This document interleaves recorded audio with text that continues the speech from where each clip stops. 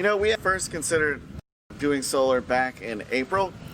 So on April 24th, I contacted the solar company. We went through TruNorth here in the Twin Cities. At the time, we were during the pandemic, so of course our first meeting was conducted over Zoom.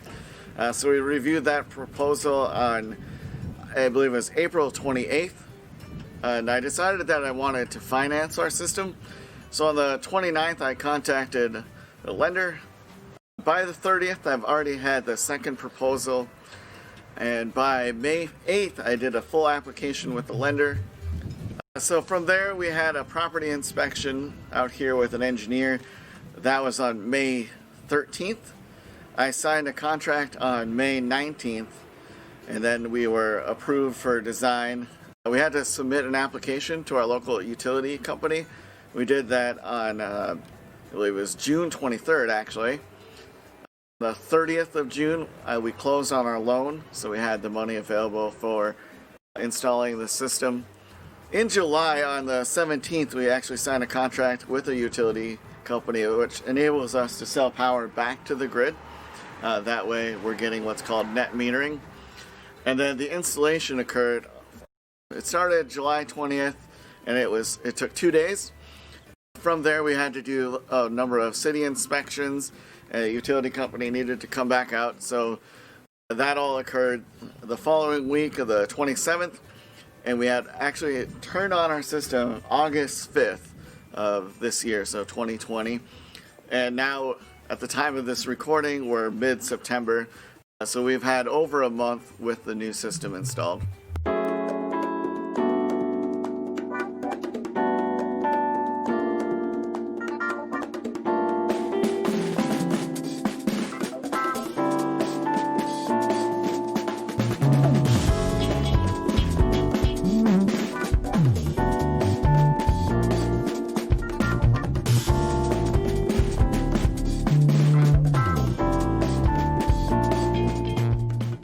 Why did you decide to get solar?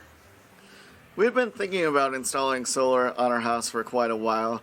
I was really curious about economics behind it, like what it would cost to break even. And I really am a big proponent of renewable energy. I think that we need to, as a society, do a better job with that. And so kind of just researching different options. I have seen what others have done, and I talked to a friend that has a solar system on his house, and it's really piqued my interest. But right now is a great time because of the federal solar tax credit. So we're actually going to receive a 26% rebate on our taxes, and it goes through the end of the year. Next year that amount is reduced, and that'll be the last year that that's available. So now it's really a good time to install solar. What was a big pain point for you during this process? It's hard to conceptualize what everything is going to look like. So we have like what we have on our wall here, and then you would think that you would just like install solar, and then right away you'd be off the grid, if you will, when in reality it doesn't actually work that way. What are some big misconceptions that people might have about solar? The number one biggest misconception I hear about solar is that people believe that they're going to be off the grid. So the way solar works in most cases is that you have a grid-tied system, and so what we're doing is generating power during the day that goes through, comes down to this inverter, and it's actually being sold back to the power company when we're not using it. So our house is going to draw power first. Any excess is actually going to be sold back, and we'll get a credit. You could add what's called like a battery backup system. The thing with that, though, is that you would need a lot of different battery packs to handle like the load of the AC running and your fridge running and all that at the same time. And so it's actually a lot more cost effective to just kind of use the grid as a battery. And if you think about it as kind of like a bank, so we generate power, any excess that we have we'll sell, and then during the nighttime and other times when it might be cloudy out, we're still going to buy power back from the utility. What are you most happy about with this process? So we were really pleased with the installation process with the company that we worked through with. They did all of the design work. We have these panels, and they're all black, so they look really cool. And kind of had this idea of like, with the white grid in there and like the gray or silver like mounting brackets that you kind of think of with an older solar system. That's not what we have at all. Ours is very like cool looking. It's black. Looks really nice on the roof. But the company did a great job with installation, handling all of the paperwork with the city for permits and the utility company. And we were impressed that like once this was turned on, how quickly we were generating our own power. And we're actually generating more power than we're using currently. So that's been really nice. Why should someone get solar? I would invest in solar if you plan on living in your home for, at least 9 years. That's pretty much a typical payback period, assuming that the system itself has no value when you go to sell. But, it's really good for people that are concerned about the environment and they want renewable energy. And then also it's a great investment if you look on like your net present value. So if you're going to be in your home for a long time, or if you're a very high energy user, it might make sense. I wouldn't recommend solar if you're not planning on being in your home for very long, or if you have a lot of tree coverage in the area, that you don't have like an optimal setup for solar. There's some other cases where if your finances aren't in line right now, you can get a loan to put the solar system on, but there's a lot of what I would call predatory people out there going door to door, trying to get you in on a system that they actually own, and then they call it like a payment swap. So watch out for that. How much did the system cost? This system is 9.8 kilowatt hours, and it costs around $26,000 fully installed with all the permits and everything. How long did the process take to go from them starting in the morning to being done? Yeah, so we thought about doing solar back in April. We had formally, contacted the company on the 24th, and then it wasn't until August 5th is when the system was up and running. But the actual installation was about 2 days. The guys were here bright and early, and they stayed until about 5.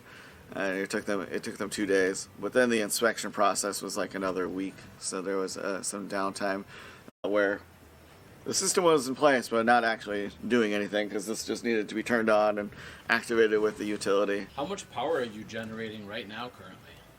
What's cool is we have an app on our phone, and it shows us how much power we're generating in real time.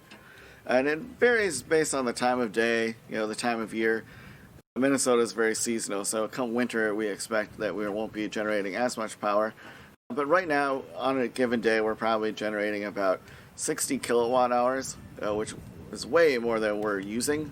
So we're actually able to sell that back to the utility company, which is nice. And we'll use that credit come winter when we're generating less power. But it does make a very nice bell curve. In the morning it starts to ramp up, and then by noontime is the peak, and it goes back down until the sun sets, obviously. And then you can tell when clouds have passed over because you'll see like it just drop off and then come back. So it's kind of interesting to look at, but really you just need to zoom out and kind of think about it in terms of like monthly and annual. So we're offsetting about $150 worth of power every month with this system. And so with that, we've eliminated our utility bill, and we're actually getting a credit back in the summer months. Come winter, we expect that we'll have a very small bill.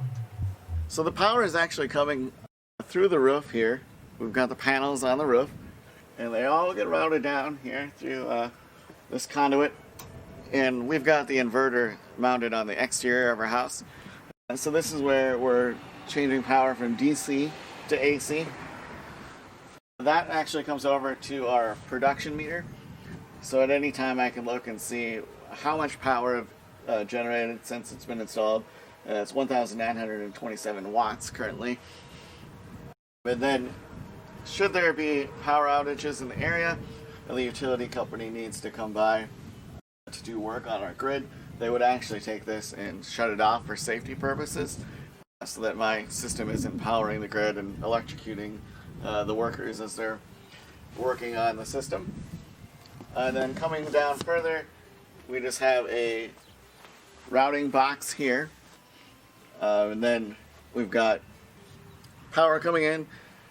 Any excess power is actually getting sold back to the grid. So I can see that I've sold 1,314 kilowatts back so far. And then this is what I'm purchasing. So this was the original one that was on the house, and everything to the left was actually added. And so power is coming in from the grid underneath and then being sold back or going into the house. Right down there is where it actually connects into the house. And we actually left this spot here in the middle open so that in the future, if we want to, we can do off-peak. So if we end up getting electric vehicles, what we would do is add another box right here, and that would allow us to purchase energy at off-peak prices, which is about half, and then that would actually run and then go to our garage where the cars would be parked. So we just left the space here for now in case we wanted to do that in the future. If I were to do this again, I would plan further ahead of time, like when I'm building the house, to make this look more pretty, and maybe we'll do some shrubs or a fence to block this off. But this is kind of just the side of the house, and I don't really care that much, so this is what we've got.